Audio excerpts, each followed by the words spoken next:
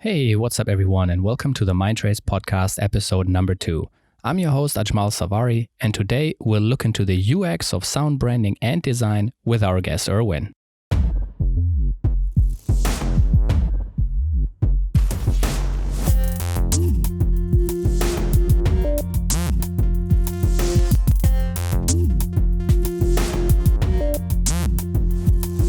Hey everyone, and welcome to another episode of the MindTrace Podcast. In this podcast, we're bridging the gap between science and its application in UX. We're having conversations with guests from these two worlds, all with the aim of figuring out the UX of certain industries, how UX can use scientific discoveries, what UX industries can learn from each other, and what questions UX has for science. Our guest today is Erwin de Boer. Erwin is currently working as a marketing expert and has ample experience as a sound brand designer. He also expanded his hands-on experience to video and photography. He created sounds for many clients, among which are Eindhoven Airport, Wave Kitchen products, to 3D audio for virtual reality applications for the company Zoll. He kindly shares his industry experience and how different levels of sound branding are approached and implemented. We also discuss opportunities to incorporate sound or music in different locations and scenarios to improve the experience itself. At the end, he also reveals questions he has for science. You can find Erwin at asyouwere.nl or boerinmoose.nl. On Instagram is at asyouwere.nl. His personal handle is at boer1993. You can find all this information in the show notes as well. Enough background. Let's get into it, shall we? How are you doing today, Erwin? Yeah, awesome. Fine. Awesome. No, thanks for taking the time. Let me just say that already because it's a beautiful Saturday and we're sitting inside to have good sound. Yeah, I actually proposed to sit outside. But, you did, but well... No, inside's better. You know how it goes with these motorcyclists also enjoying exactly. this weather. They can be quite annoying. Me being a motorcyclist myself. I know. Even I think that. Now, so today what I wanted is to talk to you about the user experience of sound design and its branding impact. And what I generally like to do is to, with every guest that comes on, to just have a little bit of their how can I say, a funny anecdote to tell about themselves. So as with everybody else, I did my research, talked to plenty of people. And a little bit scared now. Oh, you don't have to be scared. You don't have. Well, who knows? I don't know. So I heard you sleepwalk. And this is, we know each other for quite some time now. And I have not known this about you. I actually I don't think I literally sleepwalk. But I am very active in my sleep, and I at least talk a lot in my sleep. Well, you defended yourself once against dinosaurs in your sleep. Yeah, that's true, but it's not really walking. It was more like standing up on the bed. That's like sleep fighting. Protecting us from the roof coming down on our head. And so I actually kicked my girlfriend out of bed. Oh, whoa! To save her from the dinosaurs breaking in from the rooftop. And... Did you buy it? It was actually really sweet because, I tried to save her. I believe you, but did she believe you? She got out of bed. Yeah. So maybe for a second. Is she still your girlfriend? Yeah. Oh, then she believed you. She has been for a while. So. Oh, then she believed you. That's good. No, she can laugh about it. Just not always at that moment. Okay. I mean, if it's in the middle of the night and you were to kick me out of bed, I would have a hard time to look past that because I love my sleep. Yeah, she does too, and she's already quite a light sleeper. Oh. So she wakes up from every little bit of noise or sound or whatever happens around. Needle dropping on the floor. Yeah. Oh, really? That light? So I wake her pretty often and pretty easily. So I don't think she's too happy about it. But she must be. She's looking past it. I'm very lovable. Yeah. Oh, okay. That's interesting. She told me that story a little differently. But maybe you should invite her for maybe we will have podcast. A follow up on this with her. But yeah, so when we start, so what I want to do is to just give the audience a little bit more of a, just to sound design and sound branding sounds to most people a little abstract. Yeah, just because it's how can I say? It's something that happens every day, but it is so subtle that people don't even notice it. Yeah. So for that, I wanted to start playing a little game with you. And I call this Guess the Sound Logo game. Okay, cool. So I'm going to just play some. This also goes for the audience listening. Yeah? I'm just going to play some sounds and you have to guess where that comes from. All right? Okay. Let's see how that goes. And where did all this go now? Here it is. All right. So no, don't look at it because then you can see the names of it. All right. So let's start with this one. Oh yeah. Oh, people. I think everyone will know all of these. At least after Don't put up pressure, please. after it's definitely after it's revealed what it is. Then everybody will be like, oh yeah, that's it, of course. Yeah. Yeah. All right, let's start with this one.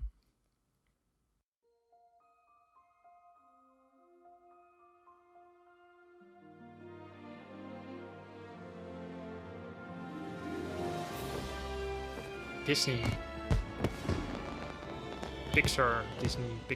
Disney. Yes, very good. Okay. Took a little while. 15 seconds though. I mean, the sound logo itself is 31 seconds long. Okay. That's quite long for a sound logo. All right. So yes. I think it's more their anthem or something. Oh yeah. Oh, sorry. Yeah, you're right. Their anthem. So you have to correct me, okay? Because I don't know anything about this I don't stuff. think there's an officially difference between both of them or something. Okay. Let's do this one. 21st century. What is it? 21st Century Fox? 20th Century Fox. 20th Century. Yeah, the film producer company. Exactly. All right. Then that's pretty good. Two for two. Okay, let me play the next one. So let's do it like this. Let me just play the whole thing and then we do the guess. Cool. All right. Okay. So the Intel. Oh fuck. Seriously? You're making this a little easier. Yeah, sorry, no, this was not on purpose. Damn it. Okay, how about this?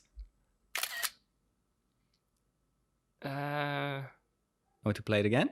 No, I know the sound, but I just not sure to which company it belongs. I think it's from your phone. Yeah. But I think it's the Apple camera. Yes, snap sound. Exactly. It's the Apple camera. I have a Samsung sound. and I know my phone doesn't sound like that. Yeah, so. Exactly. Okay, what about... Okay, this is a bit of a more difficult one.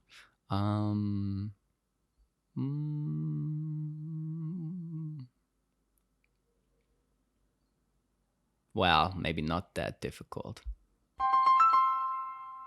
T-Mobile. Yes. Skype. Very good. Nokia. Man, you're good.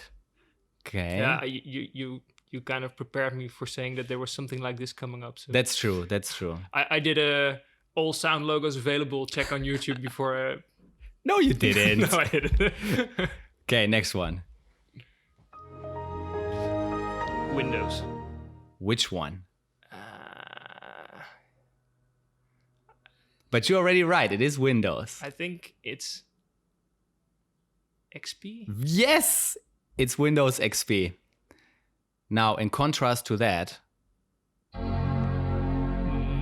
maybe it's Apple. It's definitely not Linux. Okay. I wouldn't even know what Linux would sound like. Nothing, actually. There's nothing? There's nothing. You can, that might be a good client. Yeah, you could put something in there, but they're not very... Oh, you can put something in there like for yourself. Yeah, you could, but it's not... That's awesome. It doesn't come with something predefined. I want that on my MacBook too. That I can just put in some strange startup sound. They got rid of it. It's not in the new MacBooks anymore. No, I noticed because I updated my MacBook and it's gone. Yeah, it's actually, I find that very sad. I thought it was quite nice to have that. It was like something greeting you. At least you know that it's starting up. That's also true. Yeah. Aside from the visuals. That's true. Okay, let's do 2 more. This one's a little harder. Okay, let me just play it, and then let's see if you get it afterwards.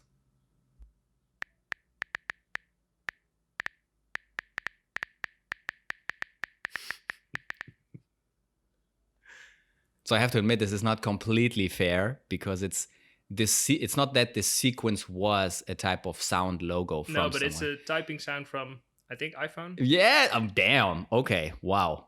I would have never guessed that.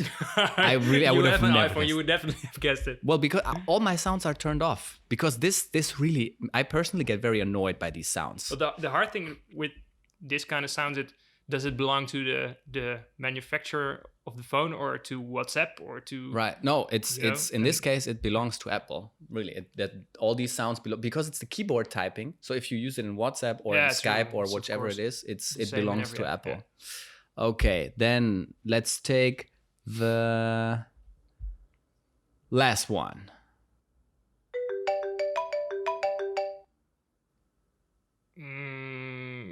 Is it the iPhone standard?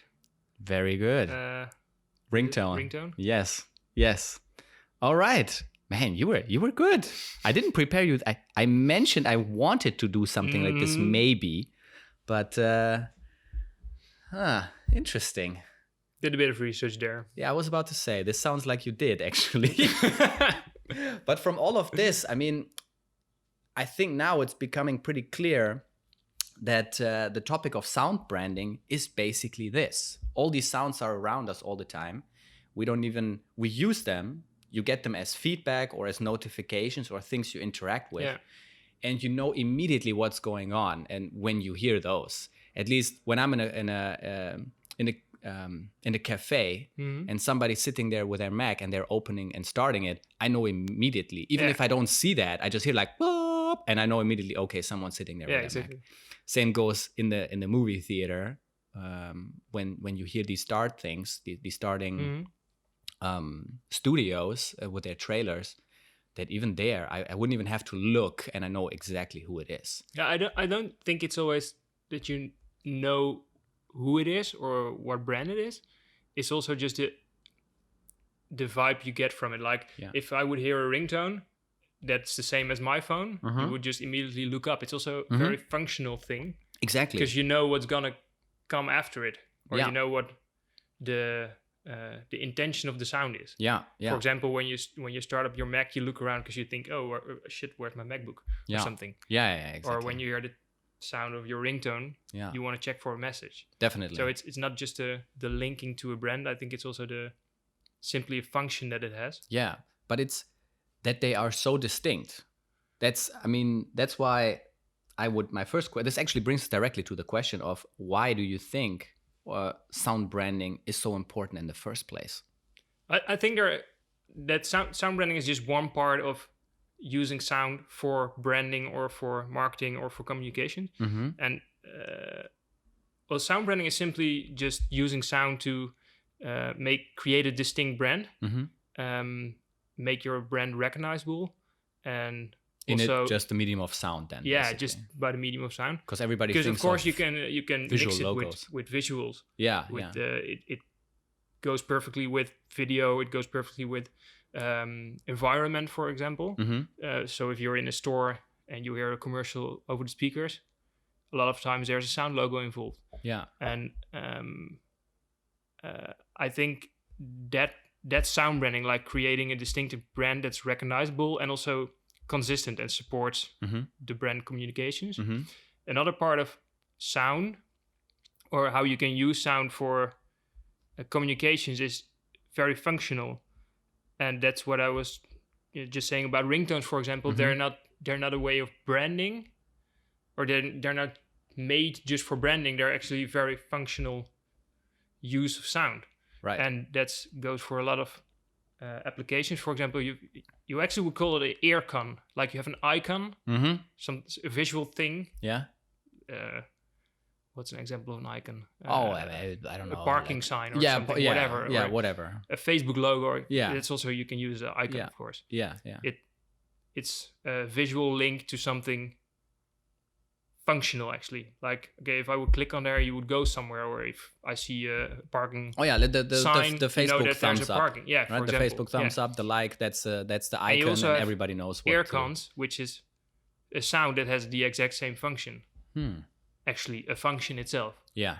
So that's, for example, the typing on the keyboard of your iPhone. It's actually a very functional sound because you know that you're actually hitting a letter or you're typing something. Yeah. So I think that's a different application of sound. And right. I think third, there's the kind of behavioral application of sound. Yeah. What do you mean by that? So I think sound or music can really influence the way you feel or the way you behave. And you can actually put that to use, of course. And that happens in everyday life. Happens for example, in stores. Oh, right. Where background music is being played.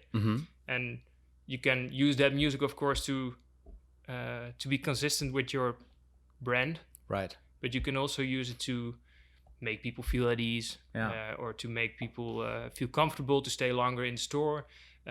Or to definitely annoy them if you were to play rock, let's say like heavy metal in a supermarket. But that could be annoying, but for some stores or for some places that could actually really work out very well. Yeah. Because people would feel, if that's a place that's really focusing on metalheads, I don't know, maybe a specific type of clothing store. Yeah, or music store or something. Music store, right. If it's really like aimed at metalheads, it could really work out well if you just play metal in there, of course. Yeah. And that might actually make people stay longer or make them feel better at home. Right. So, but it's also kind of a brand image thing. Right, but it's kind of, so if I got it correctly, is the first part that you mean is basically to support an audio identity for the brand. Yeah? The second part is to have it functional and more of a user interaction type of feedback. Exactly. And the third one is more mood inducing related. Yeah. So that you can, because in movies do this all the time. Yeah, sure. They're the masters of doing this. If you would watch a movie without sound, 99% of the time it's really strange. You totally don't get what the whole scene is about. Right. And if you put the music under there, you feel the tension or you feel the happiness or you feel whatever emotion the director intended you to have or to feel. This is what I actually, so I like to watch lots of movies. And today I saw a movie review where the reviewer has actually pointed out specifically the sound, the how do you call that? Not the sound core, the musical score. That was it.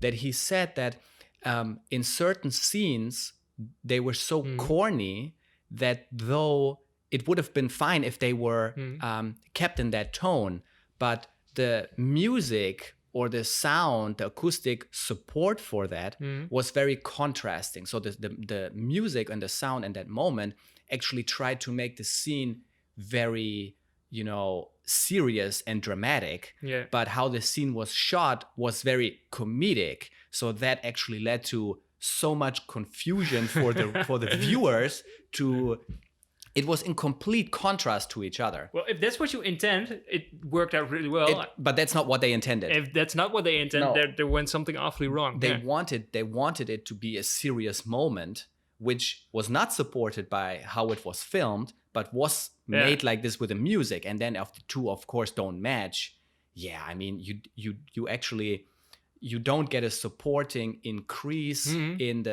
I guess in the emotional intensity of that scene.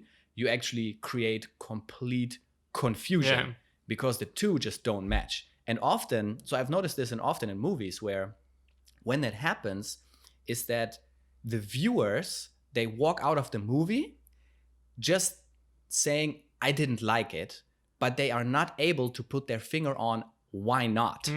And often I notice it's exactly this incongruency of two different mediums that are supposed to complement each other, but where something went a little off. Yeah, I think that's with movies, but that's also just branding, Right. And if you ask what's name a random brand that you think is like recognizable and consistent in what they do, every brand that people name is a brand that always uses the same logo, always uses the same visuals, always uses the same colors. Everything is correct, and consistent with each other, with all the elements.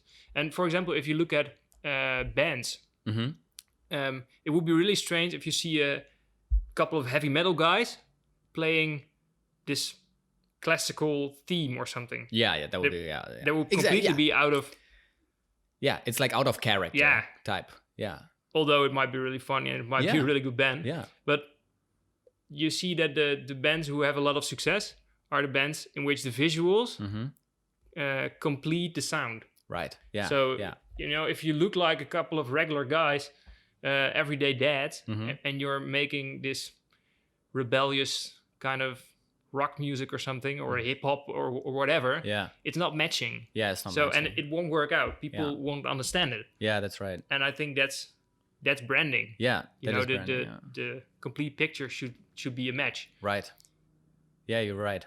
I just realized now, because we were talking about movies, you have this product placement in movies all the time. Yeah. But I have never noticed product placement, but all the product placement is visual. Mm-hmm. I have never really noticed audio product placing. But I honestly don't know. There is, of course, a lot of branded sound in movies as well. Yeah. If you hear a ringtone or something in a movie, it's also... Yeah. Mostly it's actually the ringtone from an actual brand. Right. I honestly don't know if that's sound product placement. I don't know. There's being paid for that. Yeah, it might be possible. It should be, but I never... Or at least there might be a market in there. There definitely should. I think so, because you have to... when you put something in a movie, when it comes to visual product placement, you must rely on the recognizability of your brand in the first place, or that your logo is going to be seen.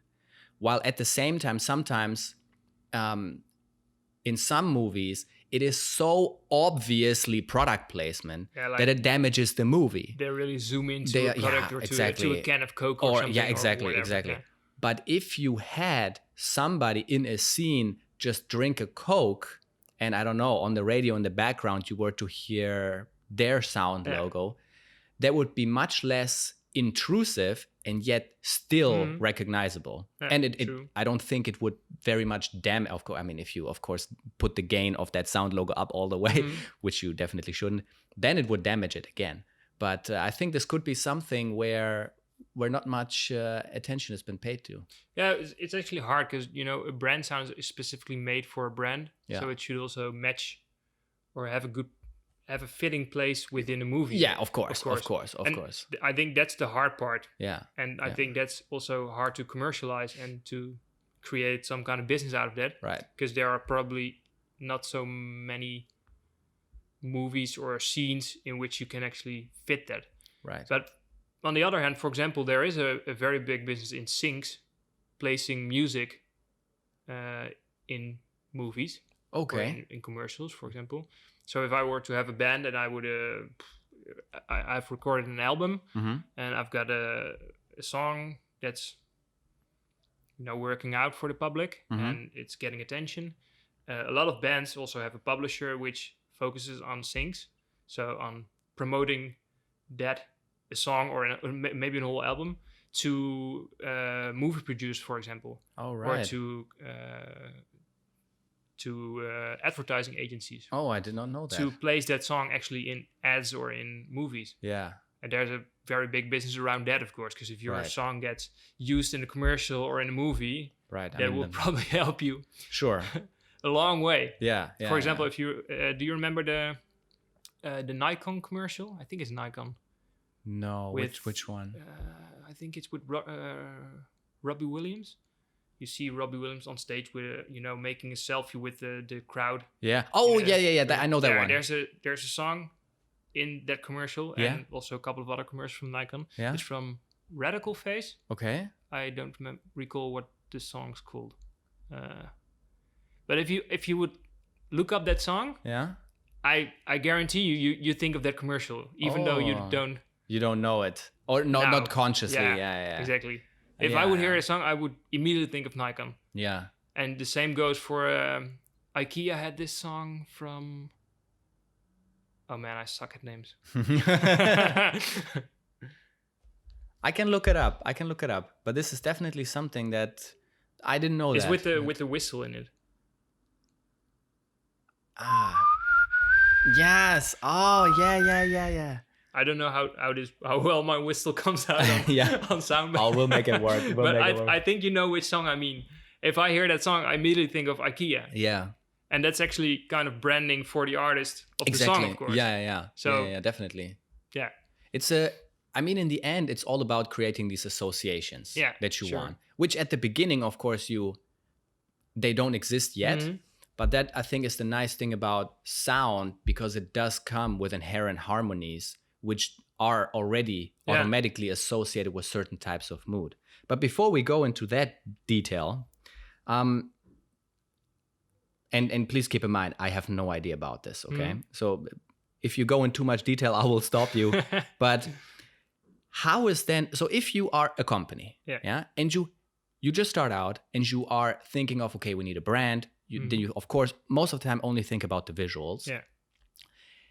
How is actually a sonic identity created in the first place? Because it's not just a sound logo, it's an entire, I guess, right? Because you have, with visuals, you have this house style approach, and is it similar in sound? Actually exactly the same. Oh, it's exactly the same. I would say if you would do a project for a client for a visual identity, if you have all the information you need for that visual identity and you're a composer, you can create the audio identity for the company.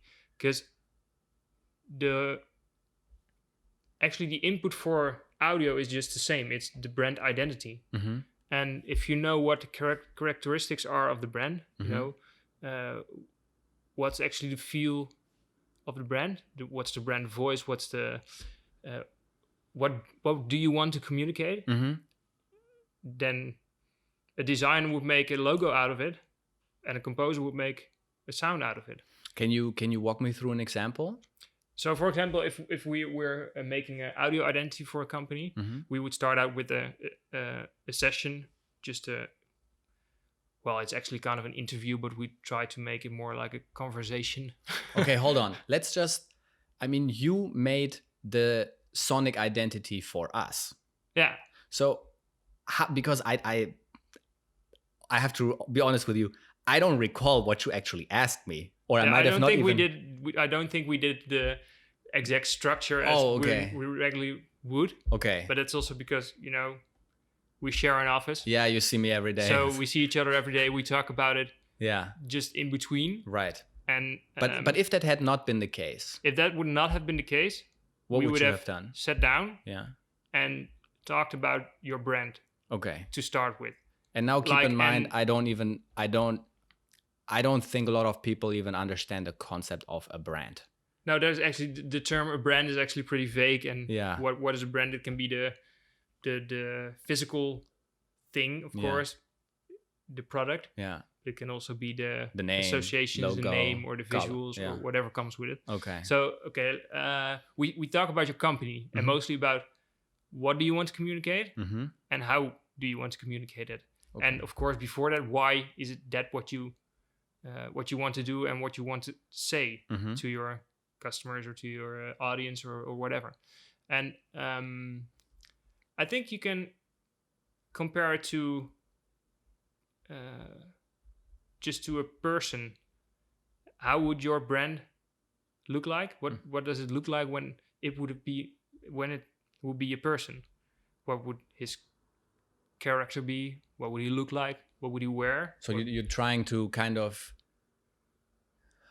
psychoanalyze a personality profile, almost. Yeah, exactly. That's exactly what it is. Okay. And I think most agencies also do that when they create visual identity.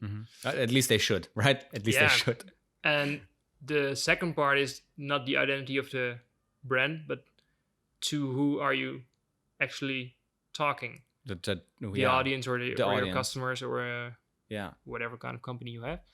And that's the second important part, because if you're this really rebellious company and you're trying to break all the rules, but your customers are actually the type, your product is focused on people who are looking for security, safety. Let's say bankers. Bankers, whatever. Yeah, then there might be quite a mismatch, and I actually don't think your business is going to work out. Right, right. Yeah. But so you also need to know the customer's end of the chain. Yeah. How is he going to receive communications?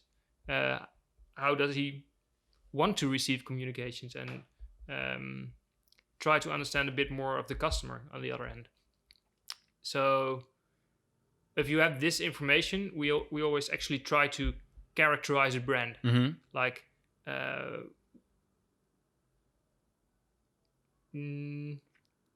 we use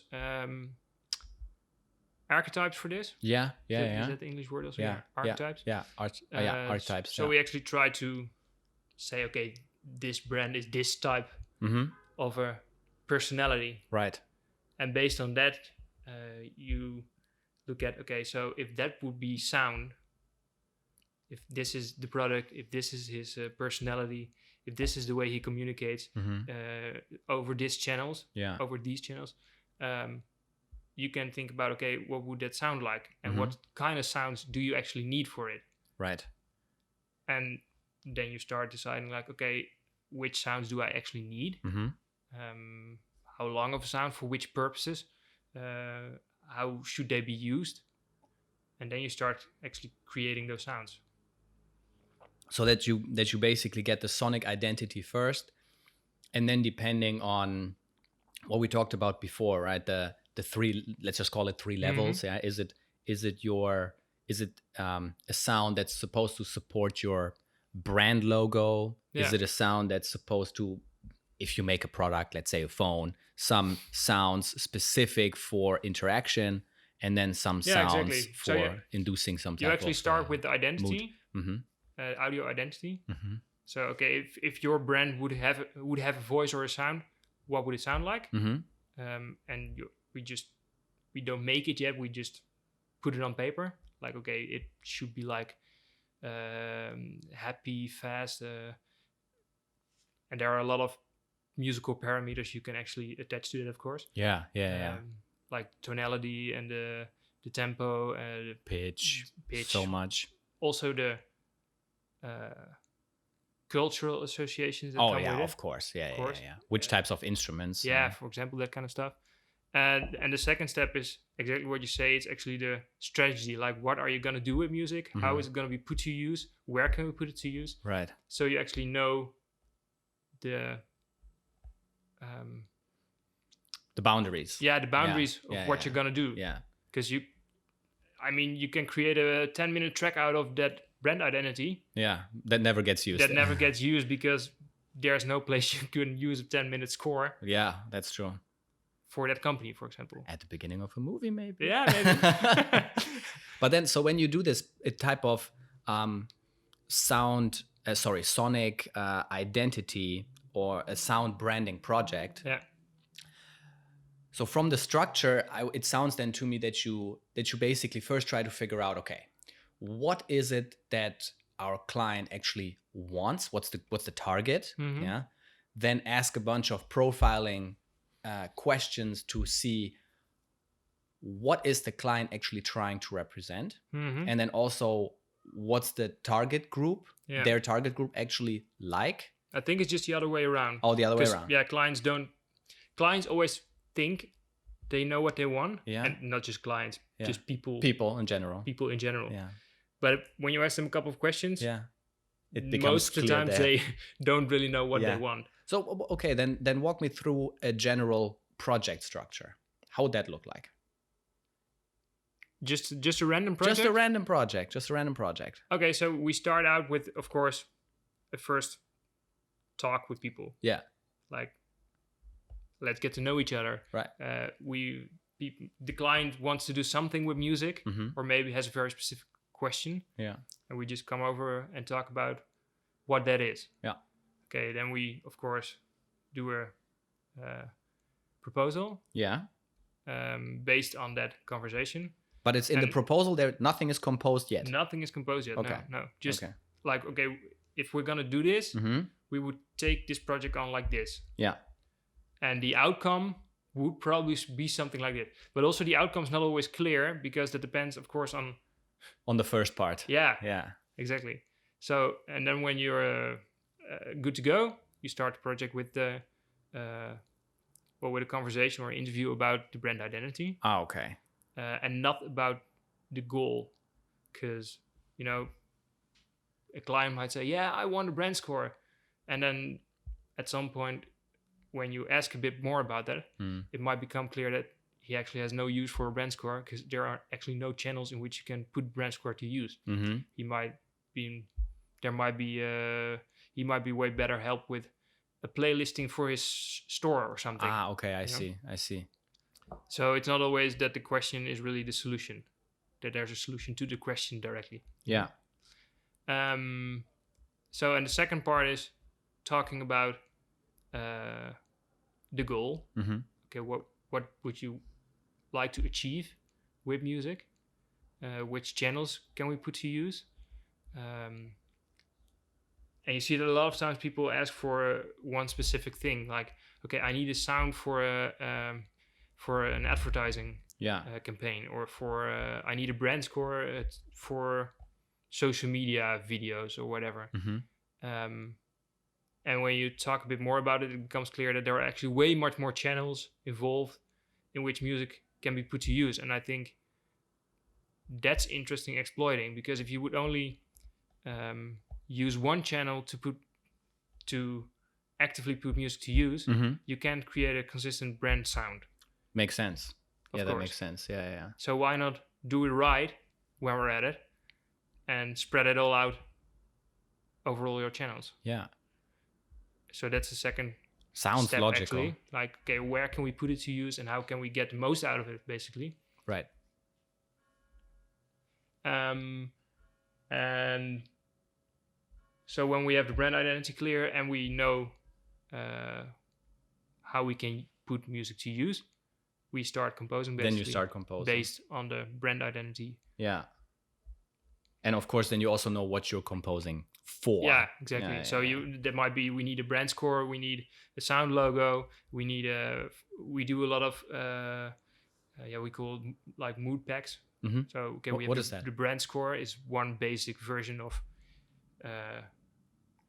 your brand sound. So it might be a 3-minute track.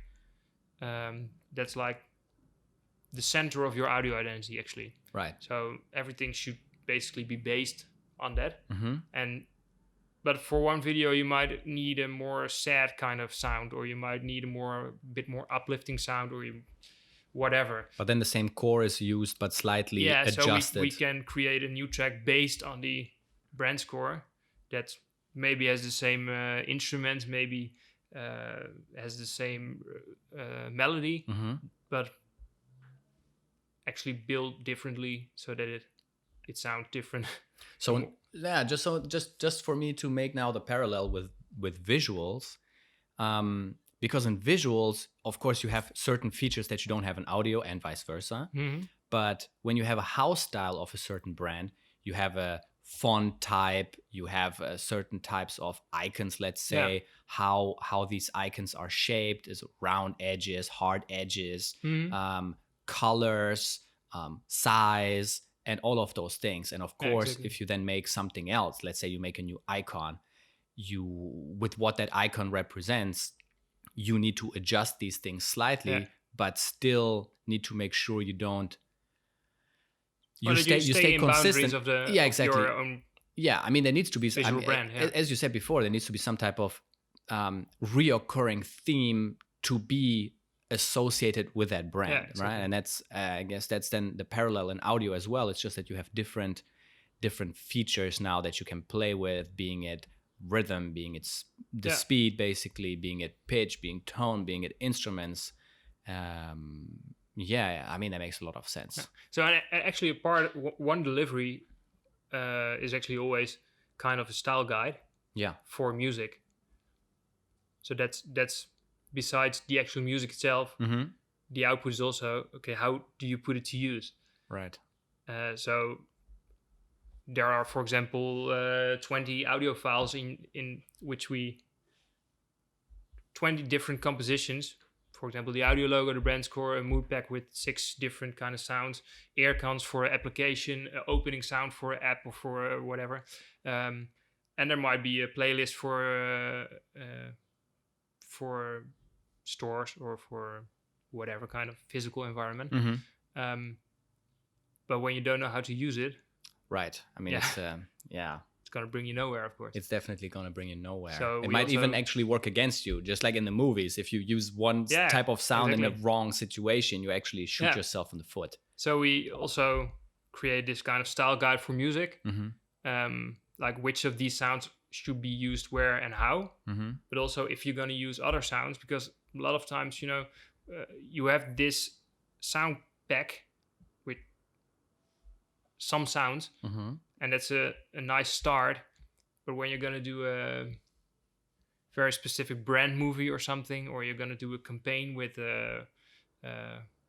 maybe with an artist, or maybe in collaboration with another party, you might need sound that's exactly fitting to that situation. Yeah. And you might not have that yet. So how do you choose music in that case? That's also part of the style guide. Yeah. Yeah, that makes a lot of sense. And so do you often get asked by clients? Because, I mean, of course, you're saying, look, we're making this type of a sound logo for you because your brand is, I don't know, let's say fresh, dynamic, new, and the target group is 25-year-olds. Yeah. Do you often get asked, how can you prove that this is actually what this sound is evoking as an emotion? Sometimes, but people also understand that music actually just with visuals is for the bigger part feeling and emotion. And I think a lot of people can actually already kind of feel based on their guts if it fits or not. Right. So that already takes away a lot of those of these doubts. Yeah. But yeah, people ask this, and I think we always try to prove what we make. For example, there's a lot of research has been done to what different kind of tempos or different kind of instrument do to your heartbeat, or how they make people behave. For example, in stores or in whatever kind of environment. So there is some research that you can use to not prove, but how would you say that? To back up, basically. Yeah, to back exactly, up to support your choices. Yeah. I mean, it's not like you. And on the other hand, it's also just a test. Yeah. Use it in campaigns and whatever, and it might not always be 100% accurate yet. Right. I mean, you need to change something, and that's also with visuals. With visuals. See how logos of brands change over the years. Yeah, definitely. It's also very much a sense of time. Yeah, that's true. The music you make now might not be the reflection of your brand in 10 years. Yeah, I mean, you can just look at the Windows logo, how that has changed over the years until now. The sound actually also has changed. Yeah, exactly. I mean, Windows, what is it now? 10? I've got no idea. I don't use Windows. Windows. I think something like that. I think it's 10. I'm not certain. I think the last one I used was 7, but let's just say 7 then. From Windows 95 until Windows 7, and potentially 10 if it's out yet, the sound has consistently changed. But the core, I would say, did stay consistent. Yeah. And so they actually adapted it to time, and over time. Yeah, definitely. And I think that's especially the case with brands who have a very... And the visuals too. The visuals as well. Yeah, of course. The visuals as well. But I think that's mostly the case for brands who have a very distinct identity. Right. For example, Red Bull is one of those companies who's really like... Yeah.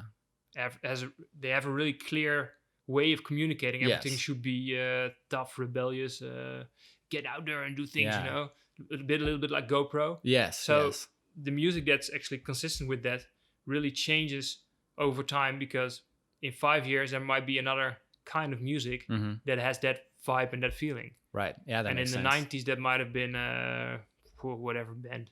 Yeah. Run DMC, whatever. Yeah. The 90s, yeah. Yeah. Yeah, definitely. And now it might be some kind of metal or hip hop or maybe some trap music. Maybe some trap music. Yeah.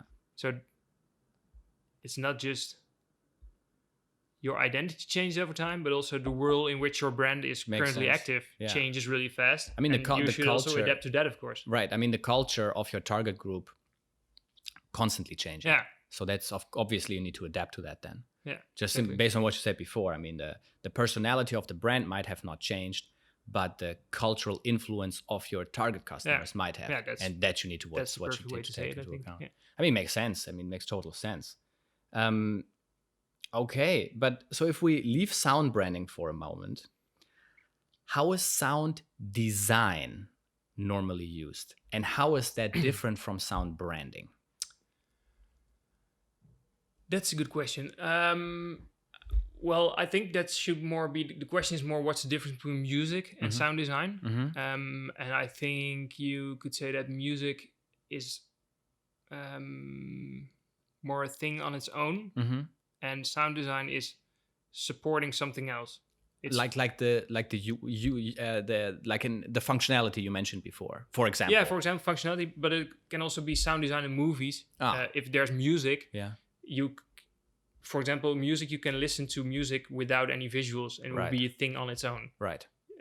Sound design, not really. Not really. It's subject to something. What could that, like, so for a door example, opening? in a scene, that's what they call Foley. Oh, okay. So that's actually the sounds they record to be consistent with the visuals. Like if you hear a door cracking, I thought that's they record that separately, and that's Foley. Oops. So that's all the literal practical sounds you see. See, and that's why you're sitting here and I'm not saying this. That's Foley. Yeah. And sound design is actually the layer between those two things. So there can be music in your in a movie, and it's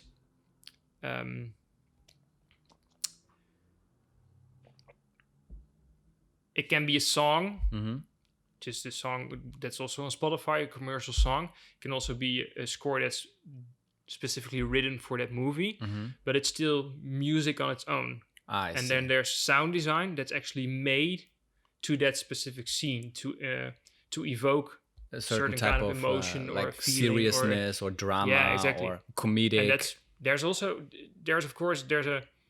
there's not really a line between music and sound design, because there can also be sound design that works on into a song and it will be music. So it's not really two things, but it can be really two things. It can be two things. Yeah. Okay. A bit hard to explain. And for example, of course, what I said earlier, air cons are certainly sound design thing. Okay. Because it's sound that's actually designed for a specific function to support something, to let you know that you're actually hitting a button or opening something or send an email. Yeah, exactly. Things like it's very functionally related. More like a feedback sound, basically. Yeah, exactly. Yeah. But then, okay, so you mentioned music slightly. What would you then think is better? Because I'm sure you get this asked a lot. Create new sound or license music? Well, both are, of course, both options. Both are options. Both might be good options. And I think it depends on, first of all, budget. Yeah. No, okay. Which one would cost more? It depends on which song you want to license. Okay. If you're going to license, and depends on the goal you have for that specific. Yeah. So let's say standard advertisement. A video commercial. For example, if you have a commercial and you need music to put in there, you can choose to license music or you can create music. Right. I think the choice should be, what do you want that commercial to do actually? And if that is like a part of a larger campaign, you might want music that's reoccurring. So in 10 advertisements in a row, there's the same music or the same kind of music. So you might actually choose to license a song that you can use for the duration of the whole campaign, or you can create music that's specifically made for your brand, and you can use that, and you might use it even after those 10 episodes, because most licensing deals have a expiration date. You can use the song for this amount of commercials in this amount of time. And of course, when you make music for your commercial specifically or for your brand, you most of the time you have the right to keep on using it for your brand or for your for eternity. Yeah, exactly. But I assume I don't think there's a better option. Okay. I think the decision is based on budget. So if you want your commercial to be very recognizable and you want a very recognizable song, or maybe something that's very that's currently very hyped or popular, I would assume most people, if they ask for a song in a commercial, that's normally what they would ask for, right? And I don't think that's always a good solution, because that's going to cost you a shitload of money. Like, how much? Because it depends on the song. But I've heard of, for example, a Daft Punk song. Yeah, let's say I talked to someone recently, and he said, I tried to license a Daft Punk song. And I said, what would that have costed you? Yeah. And he said, it's something like 80,000 euros just for an online video. Holy shit. And we're not talking about a brand advertising here. We're talking about a medium-sized company who wanted to do some online video, one advertisement, 80,000 euros for a Daft Punk placement. And that means then, so is that because it's an online video, and that means it can be taken forever? Mostly cheaper for licensing than when you do TV commercials as well. Okay.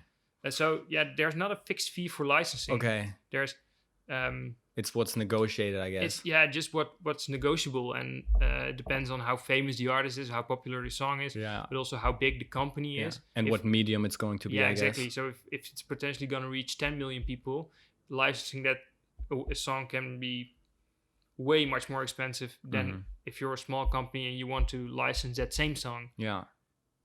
So, but then back to your question. Yeah, I don't think that you can say it's better to license or it's better to create music. Yeah. It's a matter of, okay, what's the goal, and if the goal is to do something like one-time advertisement or one-time video for something that's really going on right now, and there's this song currently in the charts. In the charts that's really popular, fits that that video or the vibe. That might be a good choice to go with. Yeah. I think a lot of times a more unknown song can also be a really good option, because it's cheaper for starters, but you might be able to use it more often. Yeah. And to actually make that song kind of your brand sound. And that's what a lot of companies do. They license a song for a year for the time of a campaign with several advertisements. Advertisements. That's it. Exactly. And they use that song a couple of times. And for example, the Nikon. I just told you about. Right. Yeah. That's an example in which a pretty unknown song gets famous, massive because exposure people associated with that commercial and with Nikon. Yeah. But Nikon didn't have to pay so much because it wasn't so well known first. Probably. If you would try to license that song right now, it would most likely cost you more than 80,000, I guess. So, but you can also, of course, create a song which does the same. Yeah. And it might be cheaper, it might be more expensive. Yeah. But that's definitely then the balance you need to strike, because honestly, I had no idea that licensing can be this expensive.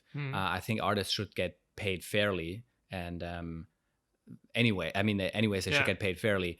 I just didn't know that all these factors play a role. And of course, you are the one who is going to be asked to take care of the sound for a company. And honestly, I hear very often just like, oh yeah, that song's currently super hip. That's what we want to use because it's the right vibe. And then they hear the money they have to pay. Not even to you, the sound designer or the one that creates the the sound logo, but just to be able to use the sound in the first place. But I think that's already where companies go wrong. Like, okay, this song is very popular right now. Oh shit, we need to use that because it's it's basically just because it's so popular, we want to use it. But does it actually fit your brand image and your brand identity? Right. That's the question you should ask. And I think it's mostly two factors coming together. Like, okay, this song is popular right now, and it does actually fit our brand profile very well. So we might be able to use that together. Right. But if it doesn't, then just don't use it, because you're gonna throw away a lot of money with it. Yeah. Could be like having a famous person in your commercial, and if that personality of that famous person just doesn't match your brand, I mean, it doesn't matter if that famous person... That's something that's really going on now. It's the social influencer business. Oh yeah, right. You can compare it, I think. A lot of companies want to do something with influencers. Yeah. Why? Because these people, they reach so many people, and they are all potential clients or customers. Okay, but is that the way you want to advertise your brand actually through that person? Does he reflect your values and your identity? Right. And it's just being a bit more cautious about hype versus goal. Exactly. If they both align, of course, it's perfect.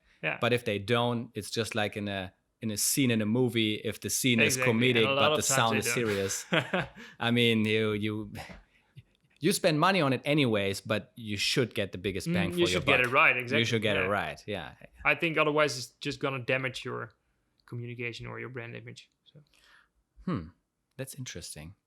I mean, earlier you also mentioned that, and this was the third part about the third part about the sound branding that you talked about, which is the mood setting of a sound.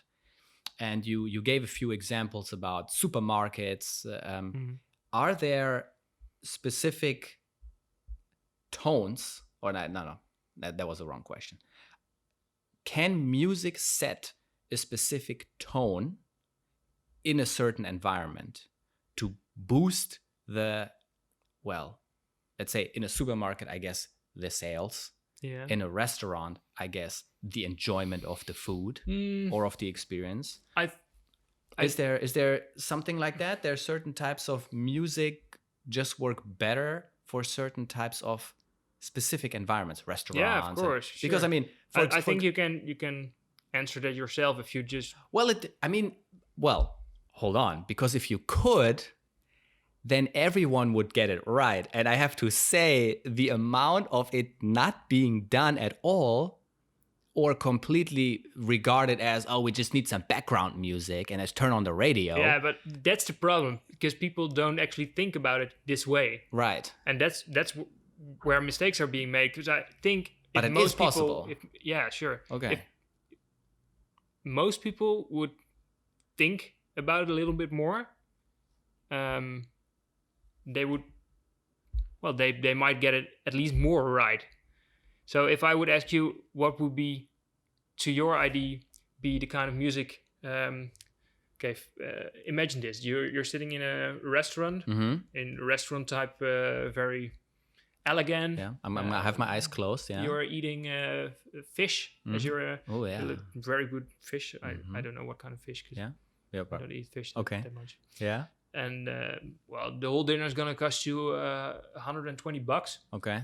So it's just for myself. Just for yourself. Oh, okay. Yeah. Oh man. And they better not play any rock music. People are talking not that loud. Yeah. Because it's a pricey place. It's elegant, so you behave yourself. And okay, so I would imagine that kind of place. And there's a lot of silver around and a lot of maybe old wood. Yeah. That kind of place. Oh, old wood. Okay.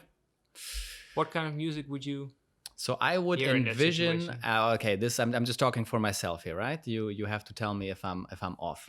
But now, if I imagine myself in that situation, that type of a price category, environment, assumed social behavior in that environment, also the wood, the type of food, I would assume music in the background that is below the level, like volume-wise, below the level of interrupting speaking.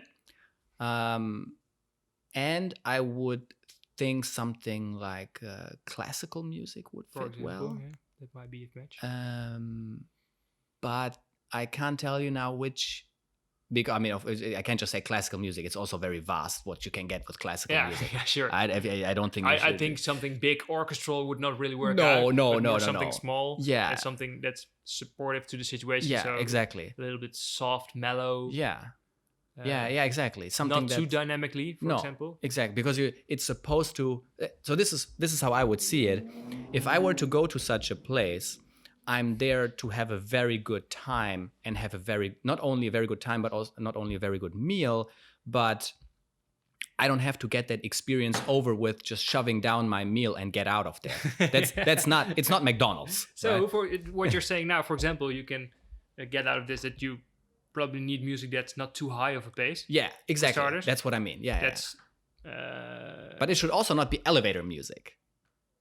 No, so and elevator music is probably what you think like a bit corny, cheap-ish. Definitely. Yeah. So it needs to be something that's elegant. Yeah. That's kind of high class vibe. Yeah. That's like a dinner party type of. Yeah. So classical music might fit. Yeah. Some kind of mellow jazz music might be a good option. Yeah. Maybe the classical music, of course, depending on the environment, might be a bit too over the top. Yeah. Yeah, if that's what you want to communicate. Yeah. If the whole restaurant is kind of over the top with well, then, of course, the people who are, like very... pompous. Yeah, exactly. Yeah. That might actually be a good fit. Right. But if it's more like the way people talk to you, it's more casual, for example, then it might not be a good fit. Right. I think that's the way people interact with each other is a great way of feeling or making sense of what kind of music would actually fit. Okay. So if you're in a restaurant and you're being served, you're being served in a way, it's kind of there's a distance between you and the guy who's serving you, and it's very formal, which also, of course, then if the interaction is formal, also should determine what type of music exactly. that is. That's what I mean. That's what you mean, if it's a place that's more loose and a bit, Yeah. it might still be an expensive place because the food is just damn good, or right. for what other reason, because the location is just very high end or whatever. But that might not fit with the classical high class type of music. But this is what I mean. I mean, okay, now you have forced me to do this exercise. But I don't know many people that really think about this. And in a lot problem. of restaurants, okay, I have to also admit, you know me, I like good sound. Yeah. I don't play any instruments, but if the sound is bad, I get annoyed very quickly. Yeah. So whenever I'm in a restaurant and they play good music, I compliment the restaurant also on their music. And people find that very weird because they think you should have focused on the food. It's like, okay, the food is great. Obviously, this is what your chef has made, and obviously you didn't hire a bad chef who would. But your music choice was excellent. And whenever I say that, 99% of the times I get the answer, well, we just played something on Spotify. Yeah, that's strange, right? Because if people are complaining, for example, about the way the restaurant looks. Yes. Or the fact that you're sitting in front of a door and it's kind of breezy. Yes. Or the fact that the sunlight is too much. Yes. Or the light is not good enough. Yeah. Or everything visual or everything else is complainable. Yeah. Or the taste of the food. People just don't really think so much about the music. On music or think so much about music. Yeah. And I actually think if I would ask this question or do this exercise with a CEO of a restaurant company, he would understand actually what kind of music it might need. Or yes, you might at least get it clear to that person. Yeah, it's just that people don't think about it too much. So maybe it would be is a big mood setter, and it is also what you say. That's a very good point. Volume, or quality of the music, Yeah, okay, yeah. I mean, you can't put the volume up if the quality of the sound is terrible. I just hate that. I hate that. I just really, okay, you can hear me now really getting angry about this. This is really, I mean, people, please stop doing this. Loud doesn't mean better. Very well to music that's poor quality as long as the music is good. No, I can't do this. It's and especially in restaurant, I noticed this sometimes in restaurants where they just have the music is right, but the volume is too loud. There are actually a lot of restaurants, but also fashion stores, for example, who are doing that. Like, man, it's not a club, people. They just make me run away. Yes. Honestly, I go shopping with my girlfriend, for example, and I'm a very functional shopper. Yeah. I go out there to get a t-shirt. Right. First best t-shirt I see, I want to go. And actually, when I'm there, I'm like, oh, is this one nice? Oh, this one or not? Oh, maybe, yeah. So in that kind of stores, in those kind of stores, I don't get the chance to do that because the music is just too loud. Yeah. No, I agree with you. And I mean, if you think about it, of your senses, if something visually is unpleasing, you can just close your eyes. You can. Yeah, you can close your ears. To close your ears, you need both hands. Yeah. Or you won't close your ears. Or you can, of course, but you can cover them, but it's still not. Yeah. Ah, man, no, really, I really dislike this.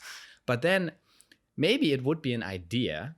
So Spotify, if you're listening, or whoever else is listening, maybe it would be an idea to not only set up playlists based on genre, or let's say, I don't know, I'm working now or focus or something, but actually for certain types of stores. So whoever's listening, if you think about this. The reason they don't do that is simply because you're not allowed to use Spotify in commercial. I didn't know that either. Oh, your Spotify license is private. You can also only use it for personal use. Maybe I should have told that then when the restaurant actually in the license of Spotify, because they of course license music to put in their library. Yeah, makes sense. They just can't really put in the contract. Yeah, it's also allowed for commercial use. Oh, but there are actually music suppliers. Yeah. Let's call them music suppliers. Yeah. For example, companies like Spotify, who have libraries in the same way as Spotify does it, that are allowed to use in commercial environments. I think you've got Tunify. I think that's a Dutch company. Okay. That's kind of a Spotify for commercial use. All right. There's not that many music in it as in Spotify, but still millions of songs. Right. I mean, and they have these kind of playlisting based on you're a restaurant and you're this kind of a place, a high class, a warm, or maybe more. Okay, so whoever is using Spotify in a commercial setting, don't get caught or don't do it in the first place because you're not allowed to. Don't really get caught. Yeah, the only people they get, or the only organization they get problems with, is in the Netherlands Buma Stemra, for example. Okay. Because you need to pay for the fact that you're playing music in your store. Oh, yeah. Based on how big is the place. And also how big is the front of the place, because people in the streets might also hear the music. That's kind of a stupid thing. But if the front of your store is 10 meters wide, you pay more than when the front of your store is 2 meters wide. But then the speaker placement should matter too. Yeah, but they don't take that into account. No, of course not. So, and you pay a yearly, what is it, licensing fee actually? For usage basically. Buma Stemra in the Netherlands is. I mean, the radio stations do that too, right? Exactly. They also pay money to Buma Stemra for the music, and Buma Stemra divides that money to all the shareholders. Okay. Basically. So people that are listening, keep that in mind, okay? Just don't use Spotify in your store. Yes, you are officially not allowed to do so. You can probably do it without problems. Yeah. But it's not allowed. But it's officially not allowed. Exactly. But then, okay, if we then now go away from restaurants, I know a lot of settings where no music is ever played. Yeah. But where I think, and this might be just my gut feeling, okay? Where I think it could actually benefit the people that are in those environments. For example, in a hospital setting. Yeah, exactly. And there's actually, the last couple of years, there's been quite some research to that exact point. Oh, okay, really? The way to the effect music has on people in healing environments. Oh, okay. And that's really interesting. Oh, tell me more. There's not really. I don't think you should read it because you're a scientist. Well, still, I didn't know about that. So from what I've read, they're actually doing research to what kind of benefits can people get from music in hospitals or in whatever healing situations. Yeah. I don't know what kind of tests they did to it. I know they've done some tests with music in CT scans, for example. Okay. Oh, to calm people down, basically. Yeah, to make them feel more at ease, but also for if it accelerates the healing process of people who are on intensive care, for example. Right. Does it? I don't think they really were able to conclude that, like, officially, because there are also a factor of... Right, I mean, there are also other factors involved in this. And but I should ask you that. I think to conclude that, you should have quite a lot of tests, and it's not the participants most cheap. Oh, definitely, it's not cheap at all. No. Tests to do because you need an actual hospital to put up the test and do it for a long period of time because people are not healing in a day. Of course not. Of course not. But this is okay. That's interesting that they're now trying to figure this out because this is. But I think that there are a lot of chances there, and I think there were some research who actually concluded that it has a positive benefit. Mm-hmm. Don't know exactly the numbers or the exact conclusions. Yeah.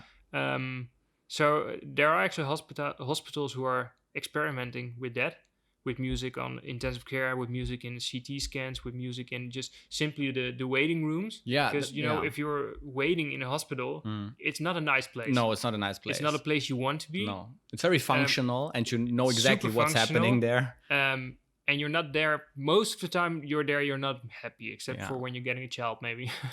That's true. So... And even then you're in pain. Hospitals are trying to make people more at ease or accelerate the healing process with that. And I think it's at least a nice way to put music to work. So I think the only study that I'm aware of is where they tried to use music before an operation. So they had people exposed, I think, 5 to 10 minutes before they received the anesthesia. Before the operation, and they could and they measured the heart rate, and that when they were in that, so the participants that were in that waiting room, so in the room where they were receiving the anesthesia, waiting for the doctors to arrive, had a lower heart rate than the ones that, compared to the ones that didn't receive the music. And which made the anesthesia also work better. And when the people then came back out of the anesthesia that wore off, I think they had a much less strong, so at least the ones that were exposed to music had a much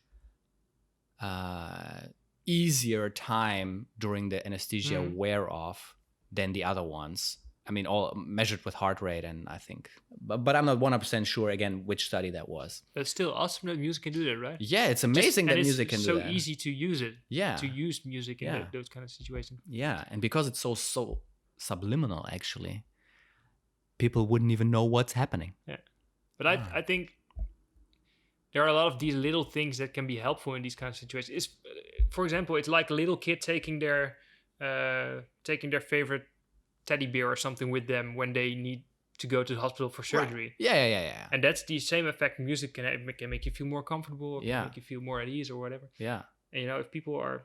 And it's so deeply ingrained into us. Yeah. It's so music is so primal that it can for some people at least, not for everyone, but I think... That's true. Or at least for some people, music is very primal in a way that you need it. Yeah. And for some people, it's not the so primal in the way they need. Yeah, exactly. No, I mean, the responses are so I don't really like to use this word, but just for the sake of argument now, hardwired. I think this is something that where people need to pay more attention to, because these details make a huge difference. We actually, it's not just hospitals. For example, also we did a project for an airport on the parking garage. Yeah.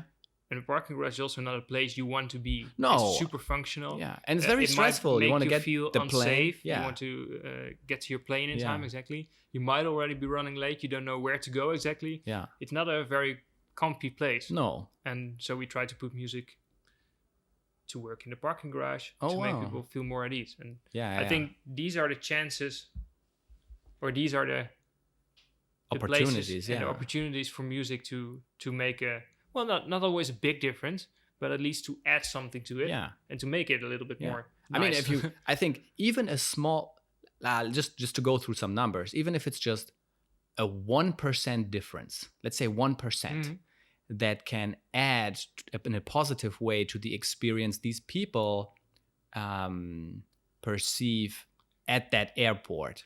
Just let's say 1%. How many people go through that airport every day? We're talking about a huge volume. Dozens and dozens. 1% is huge. This should not be just disregarded. I mean, even 0.1% would make a massive difference. But still, the reason for companies to just not act on it is mainly just money and prioritizing. Right. I also get that. I understand. Especially for a parking garage, it's very functional. So the functional part comes in first. Yeah. And I get that, but I think it can be complemented. Just let opportunities down because of everyday rush in more prioritizing. Or maybe they just don't know. Work. Or maybe they just really don't know. Yeah, or they should just prioritize music a little bit more so they can actually get the benefits of it. Yeah, so people, I mean, even you own an airport, you own a parking garage, music can make a difference. So keep that in mind.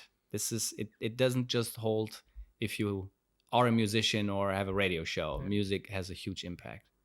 But coming to that then, because I think this is a nice segue, from the experience you had so far with your clients, what are you commonly seeing that regarding mistakes that companies make when it comes to sound branding and sound design? And I know you already said quite a lot. But one big mistake that I didn't mention it. Oh, tell me. And that's musical taste. Oh, okay. You need to explain that.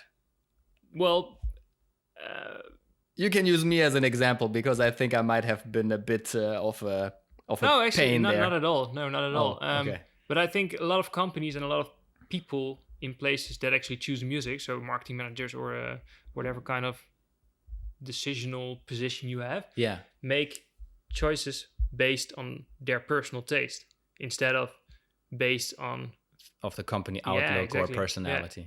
And that's also a problem with visuals. Yeah. But in some way it's more easy for people to comprehend the visual part compared to audio. I guess music is just so personal. It just feels so close. It's, music is pure gut and emotion. Yeah. While visual, you can actually, I think you can rationalize it a bit more. Yeah, maybe. Well, and I would maybe also say with visuals, you can, I mean, if you make a quick change, let's say in a visual graphic, I can immediately see that. Yeah. I don't play any instruments. Yeah. So if you say, oh no, we got to change the pitch here and the tempo needs to go like this, I have no idea what you're talking about.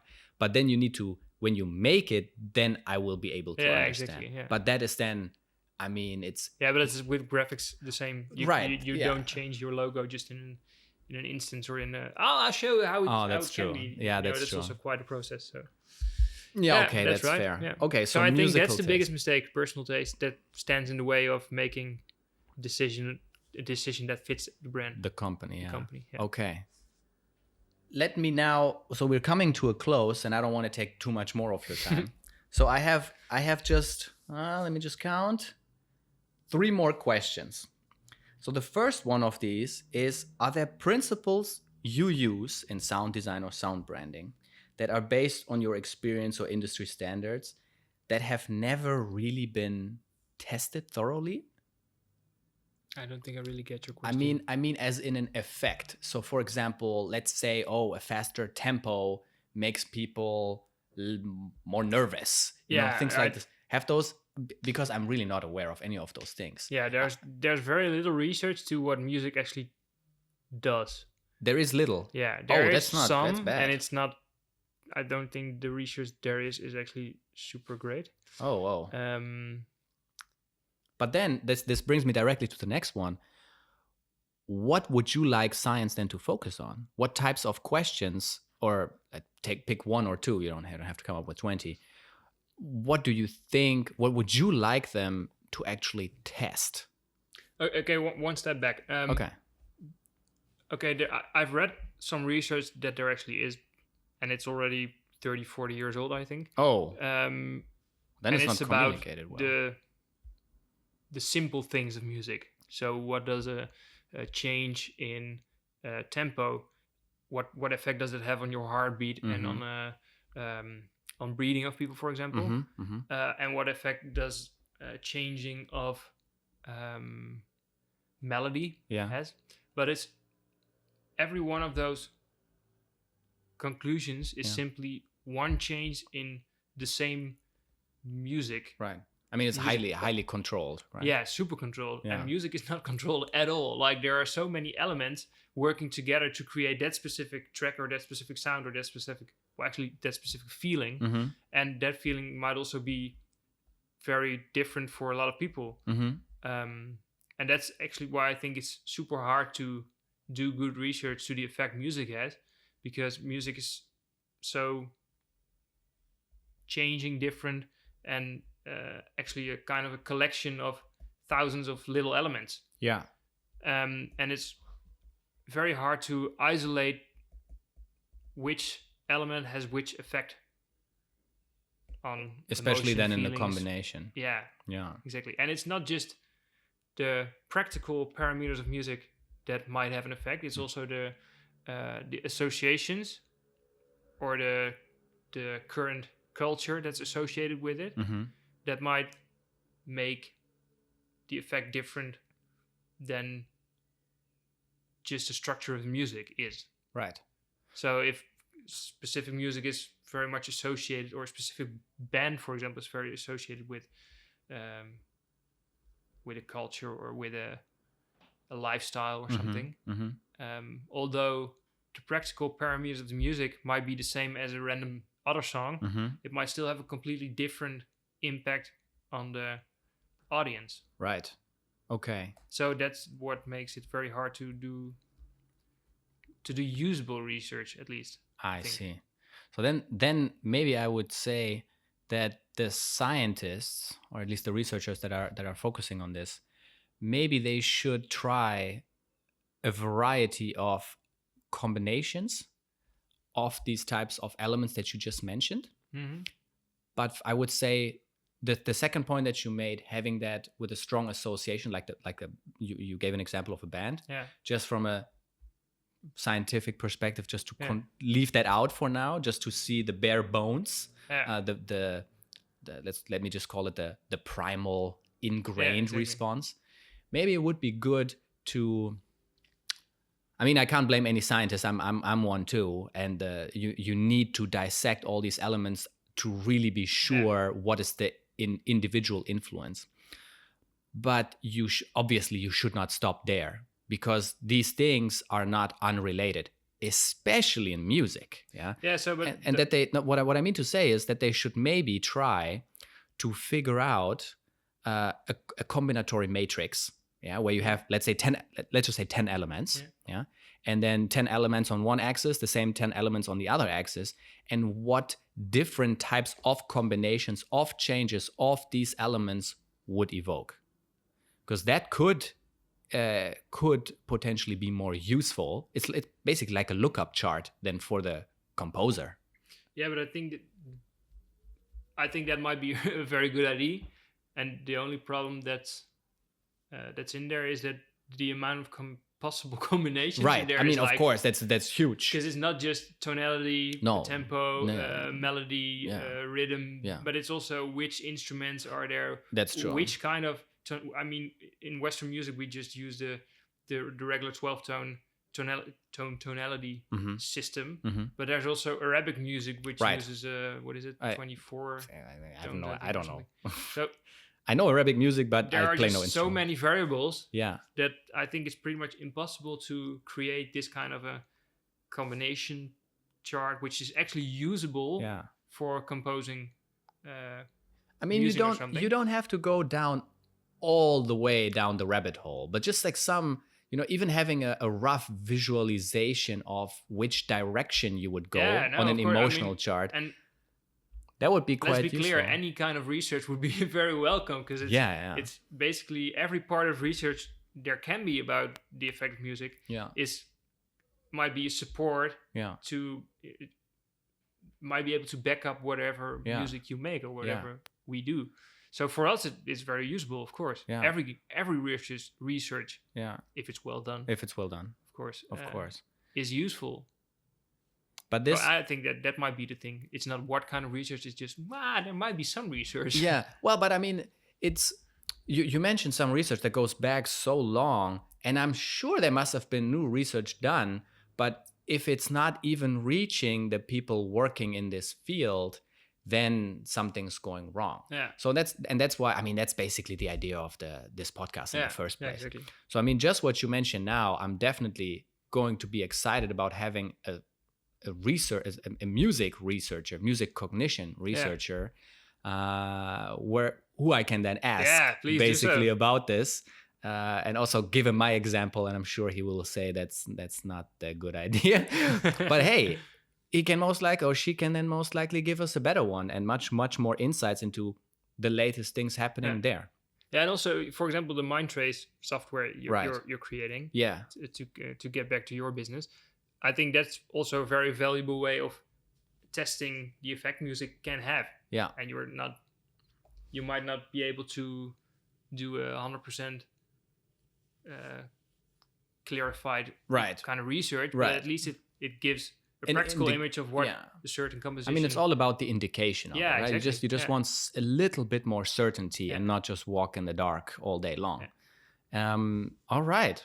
And so we still have to do that. Test your brand score. Right, we have to do that as well. Yeah, because we wanted to do that as a project. We just never did. No, that's also because the project we wanted to test it on kind of died out a little bit. But I think we should still test it as a matter of curiosity, and then share the results, of course, with everyone else. Yes, please. Let's do it.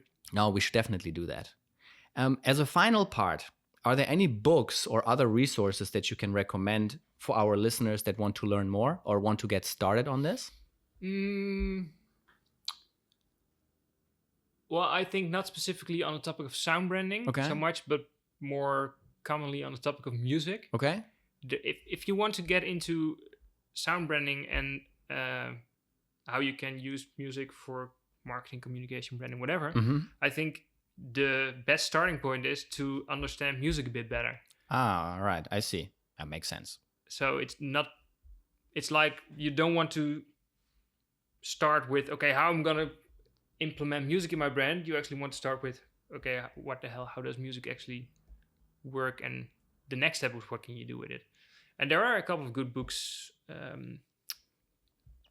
I really like this, what's the name?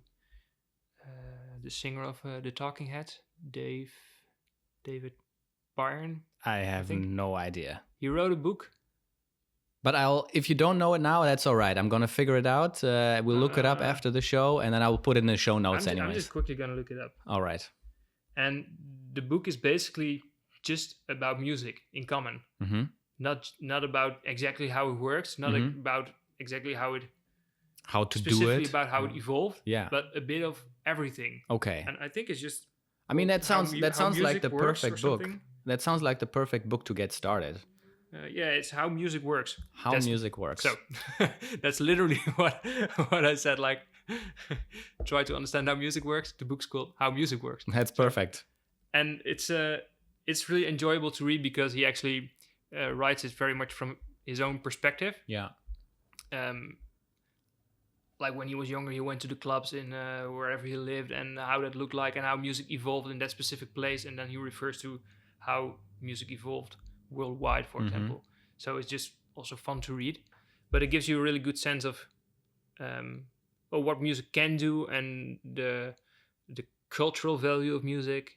Also a bit of how music is actually constructed and how it works. Yeah. How it practically works. Right.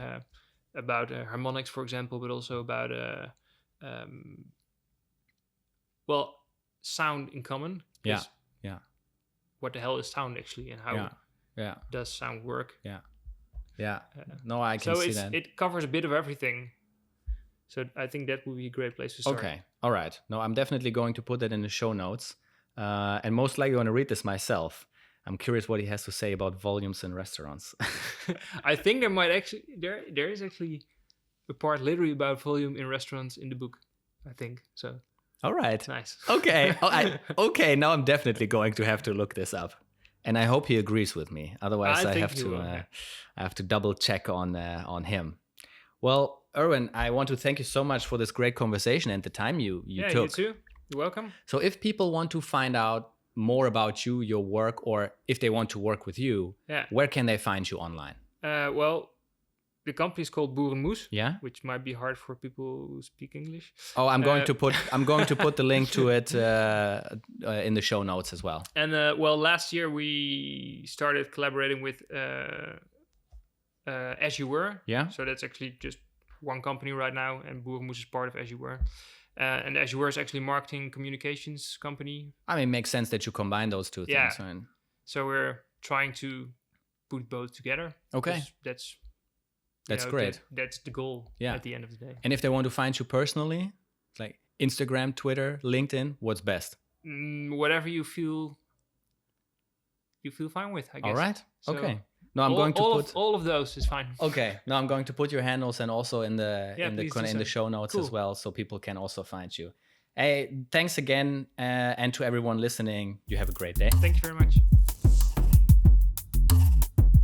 Hey everyone, just one more thing before you go. I hope you enjoyed the show, and to stay up to date with future episodes and additional content we share, you can sign up to our blog and you'd get an email every Friday.